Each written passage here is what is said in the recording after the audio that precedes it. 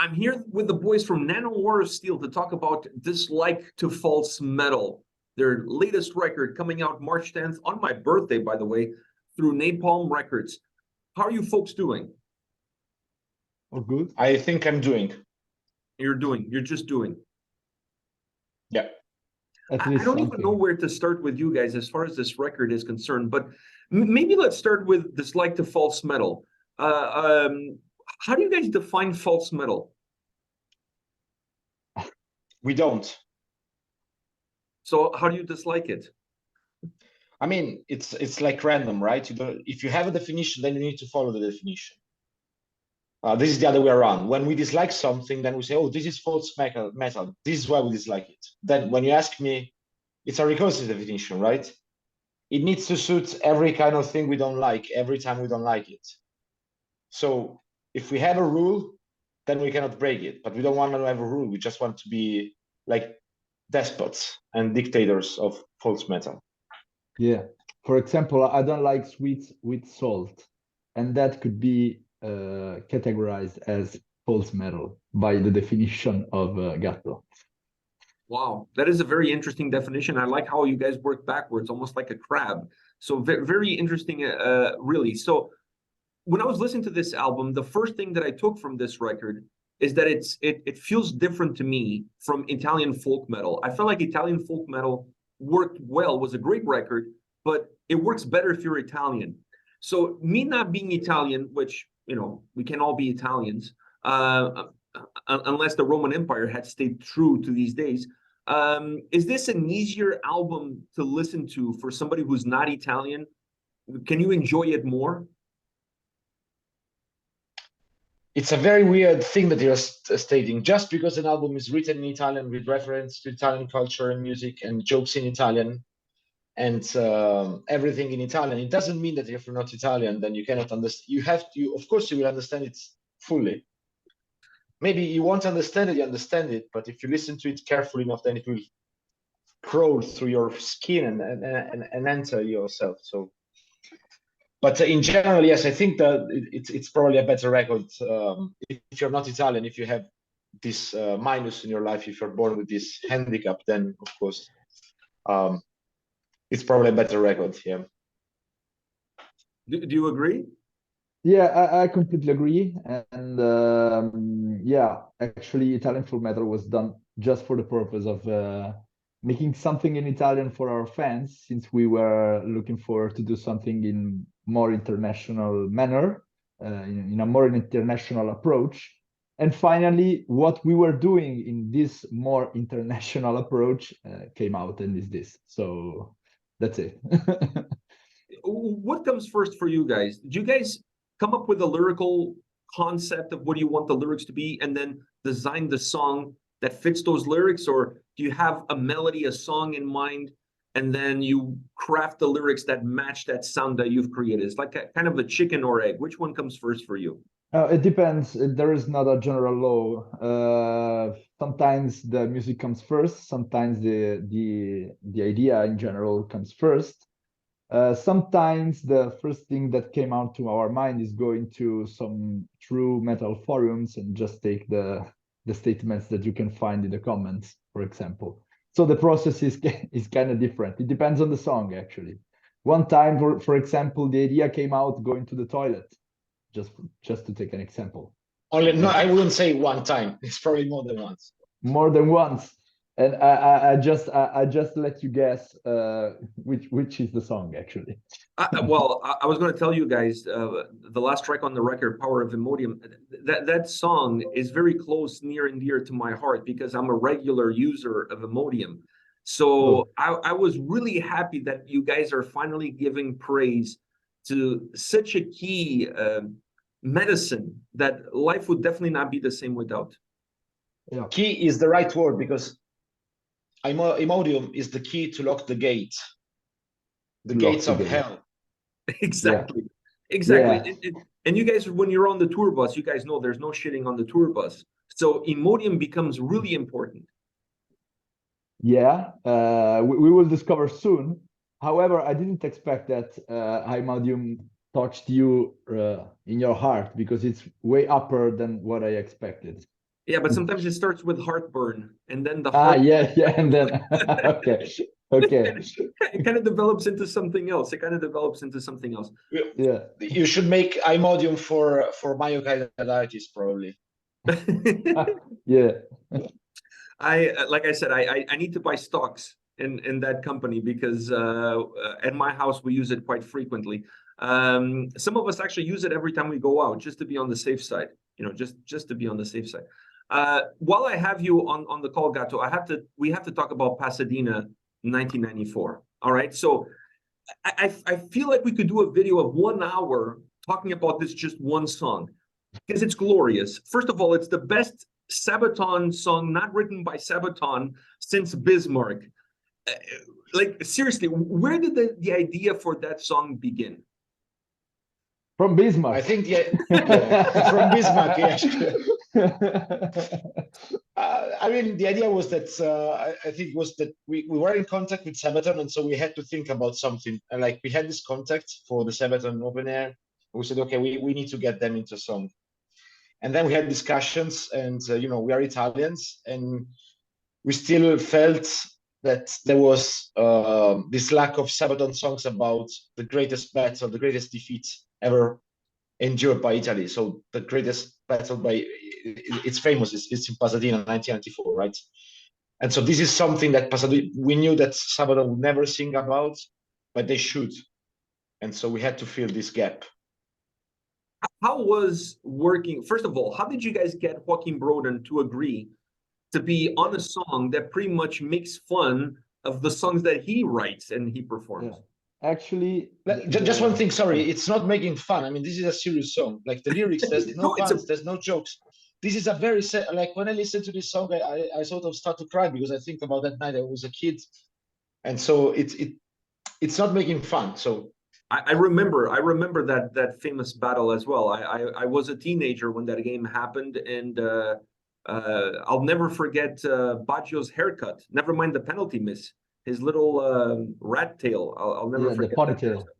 Yeah. Yeah, nobody forgets that, but maybe the first thing that comes to Italian mind is not just the ponytail, but it's just the screaming and the bad words that everybody said in 1994 during the match. However, yeah, the idea came us in that way, and we've been lucky because Joachim was a guest in our radio here in Milan.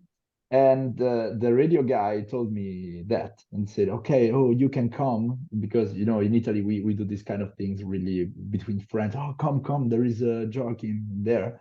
So I went there and yeah, I said to him, oh, we're big fans of you and whatever. And I gave him some presents with some records from us. Actually, this was way before Norwegian reggaeton, this happened. And he said that he already knew us, and I was fucking surprised.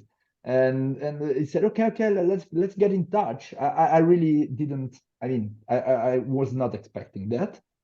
So we got in touch and we asked him, do you want to participate to this song? That would be great. And he said yes, and that's it. He said yes after listening to it because after listening, of course. Yeah, because they said, okay, if you like the song, then I'm gonna join, and he liked it, so we were lucky enough. It's incredible because I mean, yeah, it looks untrue, but that's the truth, and yeah, that's how it went. So I'm assuming you guys wrote the lyrics for the song, and he just kind of had to sing the lyrics that you guys wrote. He didn't write his own lyrics. I don't think his heart was broken in Pasadena, 1994. No. I mean, he could have been way happier from the Swedish side because Sweden got in semifinal against Brazil and lost during the tournament. Yeah, you remember Larsson and Dahlin, the great players of the 90s. So maybe he was he was on the side of Italy to defeat Brazil because they already defeat them. But we never asked. Maybe we should check out with Joachim. Maybe. Do you feel like the song would have worked even if he had said no, or he has to be in that song for that song to work? It would have worked way less. But it's like, yeah. I mean, we have a lot of other songs that work, but for example, if you take The Quest for Carrefour, that would be like an amazing song to have Hansi Kusch on, but he's not there, but the song is still cool. So Yeah, it's like we'll make Sober. sure. I thought Sober would have worked really well if you guys had one of the guys from Illstorm. Yeah. We think so. We agree with you. What can we say? Yeah, you don't have to say anything. I know exactly what you're saying without saying anything. But I just thought that Pasadena 1994, first of all, lyrically, is a great song because you guys take the listener through everything that happened in that match. Very similar to, like, Bismarck or any other Sabaton song, where he takes you through the history of what the song is. Was it hard to encapsulate everything that happened in that game into a single song? Like, how do you guys define what was important to keep and what was not important to keep? Yeah, let's be honest. We don't want to take credit of what we didn't actually. The idea of going through all that kind of details came just to imitate the way Sabaton wrote the lyrics. So we knew that they start from the little details of the facts that happened, and so we went there on Wikipedia or whatever. Some things, of course, we remember. And so we say, okay, let's start right from the humidity, and because that match was famous for the temperature and whatever and all the stuff, and so the approach to the song was completely stolen by a Sabaton approach, of course, but talking about soccer, and that's it. Yeah, But that's the way that to be done. The mention of the offside trap, the famous Italian offside trap, I thought that was genius. Like, it's just pure genius. Like, there's a part of the chorus where he said the first half is over and still 0-0, and then the second half is over and still. I mean, it's the lyrics. It's a great song, but I think some people might lose track of how good the lyrics are to that song, because I thought the lyrics were just phenomenal. But that's an historical song. I mean, again, it's as I said, it's a serious song in the sense that it's really telling you what happened that day, and it's taking through these events that are really sad for Italian people. And maybe there are songs that Sabaton wrote about Italian battles, but we don't give a shit about them. I mean, this is the only thing that matters to Italians, which is football, right? And so this is very important for us, and this is why we put so much effort into making sure that the lyrics are an actual reflection of what happened that day, and take the listener through that match, through that defeat, and so even people that are not Italian this time, they can understand what we went through. Just like when you listen to a Sabaton song, right? You listen to the last stand. Maybe you don't live in the Vatican, but still, you listen to the story of these people that fought until the end. They were being overwhelmed and they died, or whatever other song from the last album from Sabaton, or I don't know, the Cliffs of Gallipoli, whatever. Mm-hmm. And we wanted to do the same thing, except that for some reason people don't think that football is a serious thing. Football is very like serious. People take it seriously, and it's more serious than war for us. So that's why. I'm Portuguese. I'm with you 100%. For me, football is life. Yeah, I don't remember who said that Italian people make the war like they play football, and play football like they make war. I don't remember which is the right quote, but it's actually true. And for this reason, I think that's a Domenico Bini quote. That may be. And I will push what Gazzo said even forward, because we, as every country has its own monuments on the unknown soldiers, and we are actually missing the monument for the unknown footballer, maybe the unknown midfielder. That would be great. Many people would go there, like the president of Italy going there to put the flowers. That would be incredible. Maybe a picture of a footballer kissing the ball as he's getting ready to put it down on the penalty spot. Yeah. Or even a monument to the ball that got lost in 1994 because the ball was never found. Maybe the ball hitting a pigeon, like as the shot went. Yeah, exactly. By the way, I'm sorry, I need to leave, so I'll leave you with Mr. Mohammed Abdul. It was a pleasure talking to you. It was always a pleasure talking to you as well. Thank you for taking the time. Thank you. Bye, Gatto. Bye. Bella. Bella. So continuing off Yeah. from where we are with Pasadena 1994, has this song maybe inspired you guys because you guys have had a lot of different tracks with different musicians. It's not something new. Would you guys ever consider releasing an album where every song features a different musician and that song kind of pays a little bit of homage to that specific musician? Would you guys ever think about doing something like that?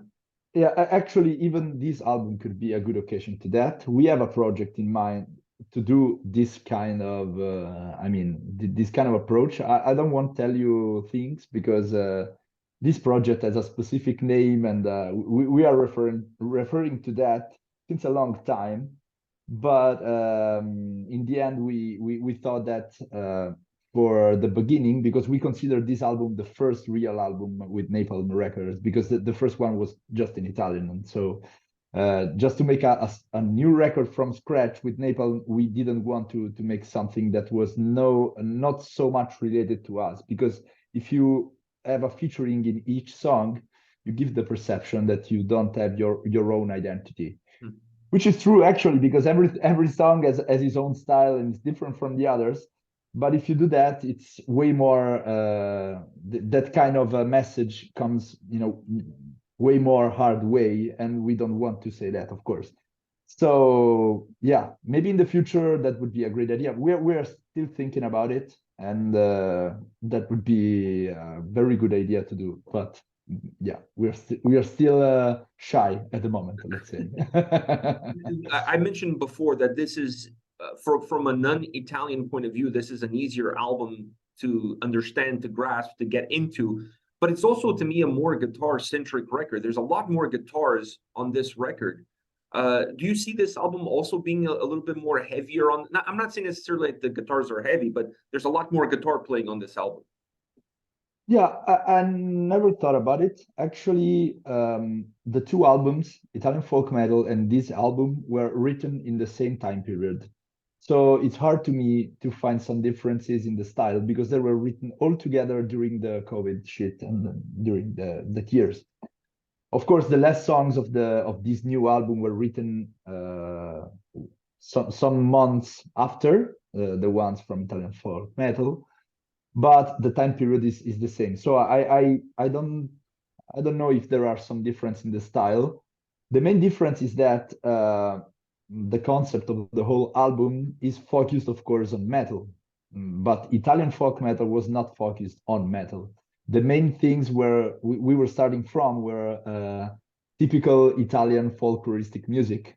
And so maybe that's the reason why there's a little bit less metal. We started from that kind of music and put it metal inside of it. And that makes a song sound half metal and half something else. In these records, in this Like to False metal, we have some metal styles that we imitate in, again, metal. So the starting point is still metal, and that's why the overall thing sounds more metal. So maybe this could be an explanation. But the short answer to your question is I don't know. How do you define yourself as a guitar player? How do you see yourself as a guitar player?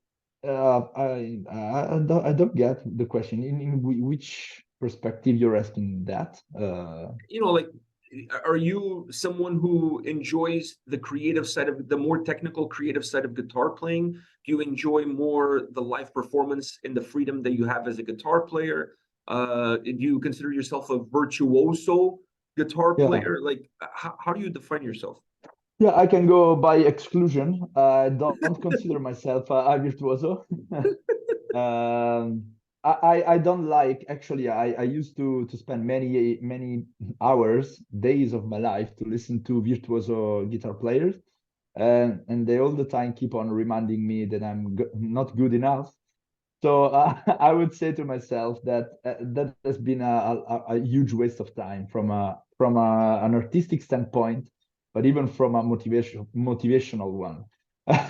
I don't define myself as a virtuoso. I prefer to think myself as just a guitarist and just as a musician in a more general approach. even in this album, I realized in the end of the whole production that I put a little bit less virtuoso parts in it, and that I'm happy for that, because I try to focus just on the things that sound good and make the overall song work. I don't want to tell anybody that I'm good at playing. I think that nobody gives a shit about that. I think that the main things that arrive to people is the message that you want to transfer with the music and the things that you want to say. So if there is one point in which going fast is good from a composition standpoint, I'm okay with that. Of course, I'm not happy because I have to learn it while I have to play live, but in general, I sacrifice my ego to the whole music, the overall music itself. So I keep on doing long answers. That's Stop me fine. if I That's if I totally become fine. I boring. mean, you can talk for as long as you want. I mean, Okay. after you guys have created songs like Sober in Pasadena 1994, you can do whatever the hell you want. Oh, okay. This new album is phenomenal. It really is. It's a great record. And you have two features on this album. You have Madeleine, you have Joaquin Broden. You guys have had features on previous records. Italian folk metal also had features on it. Is there someone that you haven't worked with that you would love to work with at some point in time? Yeah, Chris Bowes. I think that opportunity is gone. Yeah, we met him actually, and we had a great time, but for some reasons we didn't manage to make it. But that would have been really That would an have been incredible, insane. insane, yeah. And that was just, yeah, our main goal was that. So we're a little You bit know, sad that we. hip hop guys, they do remixes, right? So like maybe what you guys need to do is to release an EP down the road and remix some of these songs, including Sober, and then have the right people featured on the songs as part of a remix. That would be great. As Gatto mentioned, we could make actually we could make a kind of a best of our mocking songs and put all the people inside of it that we had to imitate, like the Blind Guardian songs in which we didn't have Ansi, so we had to imitate him, and we can re-record all the stuff with the real people. That would be great. Exactly. I think it's a great idea. Plus, it's more ways of making money. Yeah, let's hope so. It always is. I mean, I think the potential is there. There's a lot of songs on this record that kind of gave me that vibe, like that they could have totally had an extra person in it to bring a little bit more authenticity to the way the song sounds. The way you guys did with Pasadena in 1994, I thought that song is perfect. It really exemplifies how good the track can be, but how much better it can be when you have the right guy, the right guy in it. Bose is a surprise answer. I thought you were going to say, Laura Pausini or something like that. Oh, that would be incredible. We were, yeah, we wanted to make. We have some ideas in that. Apart from Laura Pausini, there are a lot of people that could be a great match, like Eros Ramazzotti, for I was still example. going to say Giovanotti. Giovanotti, that would be incredible. That would. No, I know that you know guys can make a Giovanotti. song called Eu Penso Negativo. Io penso negativo. That would be incredible. Io penso negativo in grindcore. Right. Yeah, like a Because death I think with some I think breakdowns. negative. We could make something a dual featuring a kind of a duet between Giovanotti. I penso I feel positive, so io penso positivo. That is the real one. Yeah. And we make the whole song in a duet with Varg Vikernes maybe, and they sing together. And one says I think positive, and the other I think negative, and that would be that would be great. Wow. That was not a name that I was expecting to hear from you today, Varg. I didn't. Yeah, I mean, I'm just saying random names. So I have one last question for you. Which one? We all have our favorite Nanowar of Steel songs, but which one is your favorite to play live? okay, we didn't play yet any songs the new records, so I cannot say which is the one that I love in general. I can say which are the previous ones that I love to play live, and I would say maybe I don't know, that could be, of course, Norwegian, excluding the big ones like Norwegian reggaeton or Hallelujah. Maybe I would say the Call of Tulu, maybe, because there's no solo, so I can focus on people singing. I can get all the energy from people without thinking not to miss the notes. Yeah, I love the way of thinking. I mean, most guitar players would pick a song that has like two solos that they go like over the top, and you're like, no, the song with no solos. No. I all the time I'm afraid to take the wrong notes and to miss it. So I don't enjoy playing that. I force myself to do it because I wrote my own solos, and all the time I keep on complaining against myself, saying, "Oh, what the fuck did you put this kind of solo? It's completely useless. Why did you do it?" So I'm still planning to time by time remove completely the solo part from the songs. The same way with the definition of false metal, you guys work backwards. You also work backwards with your guitar playing. It's like the less amount of work, the better. Yeah. And less chances for me to fuck up. Sorry? Less chances for you to fuck up. The less amount of solos you have in it. Yeah, exactly. And that falls under the definition. So we say that everything that we don't like is false metal. So this definition is getting clear. Every song that we wrote with solos we don't like, so that is false metal. Okay. So even this record is full of false metal songs. I was just going to say this record has a lot of false metal in it. Mohammed, thank you very much for your time today, man. It was an absolute pleasure to talk to you and to talk to Gatto earlier on as well. Nanowar of Steel Does Like the False Metal coming out March 10th on my birthday. So go pick up the record. This album is phenomenal. It has a little bit for everybody. If you like Cherry Poppin' Daddies, there's a song there for you. If you like some hard rock, there's a song there for you. Sabaton, there's a song there for you. Ailstorm, there's a song there for you. There's a little bit for everybody. So incredible album. Thank you very much for your time. Thank you so much. And thanks a lot for the advertising. It's incredible. No problem. My pleasure. Take care, man. Take care. Bye.